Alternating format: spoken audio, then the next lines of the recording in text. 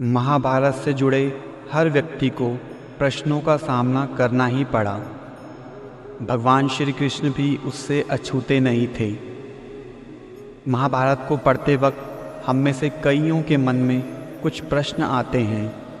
ऐसे ही कुछ प्रश्न उद्धव जी ने कृष्ण जी से पूछे और उन प्रश्नों के भगवान श्री कृष्ण ने इतने सुंदर और सटीक उत्तर दिए कि उद्धव जी की सारी शंकाएं ही मिट गईं। उद्धव जी भगवान श्री कृष्ण के सारथी भी थे और सखा भी। एक दिन श्री कृष्ण ने उद्धव से कहा, हे उद्धव, तुमने आज तक मुझसे कुछ नहीं मांगा। आज तुम मांगो उद्धव, जो तुम चाहते हो वो मांगो। मुझे बहुत प्रसन्नता होगी, बहुत संतुष्टि मिलेगी। मुझे अपना ऋणी ना बनाओ उद्धव, मांगो जो इच्छा हो। उद्धव ने उत्तर दिया, मुझे कुछ नहीं चाहिए माधव, मुझे केवल मेरे प्रश्नों के उत्तर चाहिए। मेरी शंकाओं का समाधान कर दो सखा। मैं आज तक आपकी लीलाओं को समझ नहीं पाया। आपके उपदेश कुछ और थे और व्यक्तिगत जीवन कुछ और। हे लीलाधर, मेरे प्रश्नों का उत्तर देकर मुझे संतुष्ट करें। श्री कृष्ण ने कहा, पूछो उद्धव, जो भी प्रश्न तुम्हारे मन में हैं वो पूछो। उद्धव का पहला प्रश्न था, हे माधव, सच्चा मित्र कौन होता है?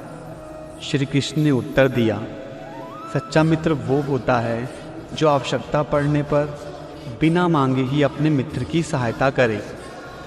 उद्धव ने कहा, हे माधव, आप तो पांडवों के प्रिय मित्र थे, परंतु क्या आपको नहीं लगता कि आपने जो सच्चे मित्र की परिभाषा दी है, आपने उस परिभाषा के अनुसार कार्य नहीं किया? यदि किया होता तो उस दिन युधिष्ठिर को द्यूत क्रीड़ा से अवश्य रोका होता। यदि आपने उन्हें नहीं रोका तो आप उन्हें जिता तो सकते थे। आप भाग्य को पांडवों के पक्ष में अवश्य मोड़ सकते थे, उन्हें रोक सकते थे कान्हा। जब वो एक के बाद एक अपना सब कुछ दांव पर लगा रहे थे, आप युधिष्ठिर को रोक सकते थे वासुदेव। जब उन्होंने अपने भाइयों को, यहाँ तक कि अपनी पत्नी को भी दांव पर लगाया, आपने ऐसा क्यों नहीं किया कान्हा? आपने तो तब हस्तक्षेप किया जब द्रौपदी लगभग अपना शील खो चुकी थी। तब आपने उसको वस्त्र देकर उसके शील को बचाने का दावा किया।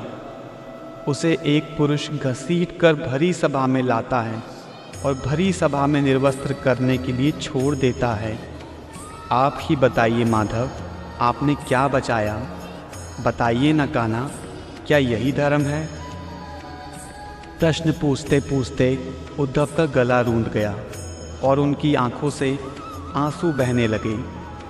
इस पर भगवान श्री कृष्ण ने मुस्कुराते हुए कहा, प्रिय उद्धव, यह सृष्टि का नियम है कि विवेकवान ही सदैव जीतता है।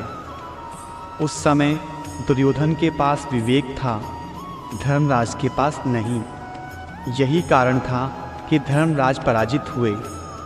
दुर्योधन के पास पासों का ज्ञान नहीं था, इसलिए उसने अपनी ओर से मामा शकुनी को खिलाया। धर्मराज भी यही कर सकते थे, फिर मैं उनकी तरफ से खेलता। जरा विचार करो उद्धव, यदि शकुनी और मैं खेलते तो कौन जीतता? पासों के अंक शकुनी के अनुसार आते या मेरे अनुसार? चलो इस बात को भी जाने दो। उन्होंने मुझे खेल में शामिल नहीं किया, परंतु उन्होंने विवेक शून्यता के कारण एक बहुत बड़ी गलती कर दी। उन्होंने मुझसे प्रार्थना की कि मैं तब तक सभा कक्ष में ना आऊं जब तक मुझे बुलाया ना जाए। वो नहीं चाहते थे कि मुझे मालूम पड़े कि वो जुआ खेल रहे हैं। मैं कक्ष के बाहर प्रतीक्षा करता रहा, परंतु किसी ने मुझे नहीं बुलाया। भीम, अर्जुन, नकुल, सहदेव सब के सब भाग्य और दुर्योधन को ही कोसते रहे। किसी को भी मेरी याद नहीं आई। और जब दुशासन द्रौपदी को बालों से पकड़कर घसीटता हुआ लाया, द्रौपदी ने भी मुझे याद नहीं किया। उसने भी मुझे नहीं पुकारा। उसने मुझे तब पुकारा जब दुशासन ने उसे निर्वस्त्र करना आरंभ कर दिया, और उसी क्षण मैं द्रौपदी की रक्षा करने वहाँ पहुँच गया। अब इस स्थिति में मेरी गलती बताओ उद्धव। उद्धव बोले, इसका अर्थ तो ये हुआ माधव कि आप तभी आएंगे जब आपको बुलाया जाएगा। क्या संकट में घिरे भक्त की रक्षा करने आप स्वयं नहीं जाएंगे? कृष्ण मुस्कुराए और बोले, उद्धव, इस सृष्टि में हर एक का जीवन उसके स्वयं के कर्म फल के आधार पर ही संचालित होता है। ना तो मैं इसे चलाता हूँ और ना ही इसमें हस्तक्षेप करता हूँ।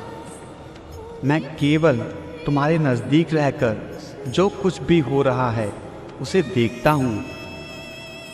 वाह कान्हा, बहुत अच्छा।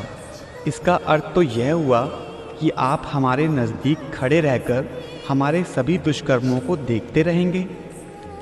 हम पाप पर पाप करते रहेंगे और आप हमें साक्षी बनकर देखते रहेंगे। आप क्या चाहते हैं माधव, कि हम पाप की गठरी बांधते रहें और उसका फल भुगतते रहें? भगवान श्री कृष्ण फिर मुस्कुराए और फिर बोले, हे उद्धव, जब तुम यह महसूस कर लोगे कि मैं तुम्हारे नज़दीक रहकर तुम्हारे सभी कर्मों की तरफ देख रहा हूँ, तो क्या तुम गलत या बुरा कार्य कर पाओगे? जब तुम समझने लगते हो कि मुझसे छुपकर तुम कुछ भी कर सकते हो, तभी तुम मुसीबत में फंसते हो। यदि मनुष्य यह समझ जाए कि मैं सदैव प्रत्येक व्यक्ति के नज़दीक हूँ, तो क्या मनुष्य कोई भूल कर सकता है? कदापि नहीं उद्धव, कदापि नहीं। उद्धव जी को अब अपने सारे प्रश्नों के उत्तर मिल गए।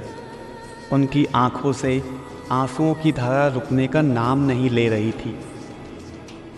सच बात है दोस्तों, यदि हम ईश्वर की उपस्थिति को हर क्षण महसूस करें तो हम कभी गलत नहीं कर पाएंगे। फिर मिलेंगे दोस्तों अगली वीडियो के साथ। राधे राधे।